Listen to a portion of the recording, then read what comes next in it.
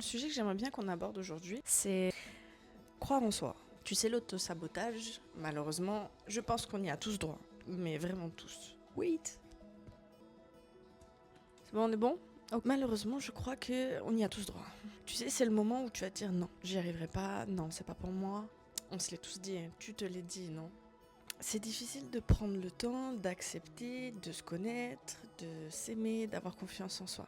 Parce qu'une question que je me suis posée hier, et tu vas me dire si tu es d'accord avec moi. On a du mal à apprendre à aimer quelqu'un, mais comment est-ce que c'est possible d'aimer quelqu'un si la première chose dans notre vie n'a pas été d'apprendre à s'aimer soi?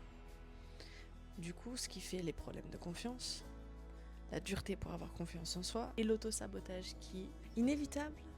Voilà, cet auto-sabotage par lequel malheureusement nous allons tous passer, il faut faire en sorte de taire la voix qui est à l'intérieur de nous. Il faut réussir à se dire non, c'est pas vrai. On se mettra toujours des bâtons dans les roues, toujours. Malheureusement. Je pense que la première chose dans notre vie, c'est être notre ennemi et ensuite on apprend à devenir notre ami. C'est pareil.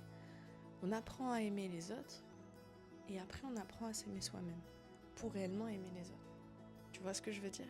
C'est très paradoxal, mais finalement, c'est un petit peu ce que nous vivons tous. Tu as du mal à croire en toi et la première chose dans ta vie, ça a été tes parents qui t'ont appris à avoir confiance en toi et à croire en toi. Quand tu étais petit, quand nous avons été tous petits, on a toujours douté de nos capacités et c'est toujours nos parents qui nous ont dit « tu peux y arriver ». Il y a un exemple, j'étais partie faire de l'acrobranche avec mon père. Ce moment-là, vraiment ultra drôle, mais à la place de mon père, je sais pas si c'était vraiment très drôle. Il fallait sauter dans le vide avec une tyrolienne et on finissait par être attrapé par un filet. C'était impossible pour moi, j'avais l'impression que j'allais tomber. Alors que j'étais accrochée, j'ai le vertige. Du coup, ce qui faisait que quand je regardais en bas, la hauteur, en fait, elle faisait que de grandir. Et pour ceux qui ont le vertige ou qui ont peur du vide, en fait, le sol, il bouge. C'est effrayant. Je sais pas combien de minutes ou d'heures peut-être il a fallu. Pour mon père, je pense que c'était plus qu'une éternité. Et au final, à force de m'avoir dit « mais non, tu vas y arriver, non, tu vas y arriver », je l'ai fait. C'est pour te dire que dans la vie, malheureusement, ou plutôt heureusement, les premières personnes qui nous ont donné confiance en nous, ce sont nos parents. Donc maintenant, je vais te poser une question. Et je vais te poser plein de questions, parce que j'aime poser des questions. Est-ce qu'aujourd'hui, tu estimes que tu as confiance en toi et que tu crois en toi? Surtout que tu crois en toi. Avoir foi en soi, c'est très très important. Est-ce que tu peux dire aujourd'hui que tu crois en toi? Ça, c'est une bonne question. Prendre confiance en soi et croire en soi. Et comment faire?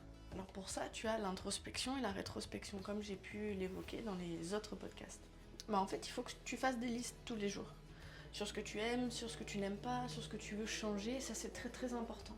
C'est comme ça en fait que tu vas réussir à avoir du recul et regarder tout ce que tu as pu faire, tout ce que tu as pu accomplir, tout ce que tu as raté, toutes les solutions que tu as trouvées et où tu te situes aujourd'hui.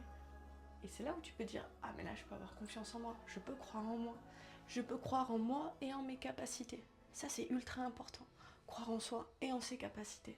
Parce que si toi t'es pas capable de le faire, qui peut mieux le faire hormis toi? Good question.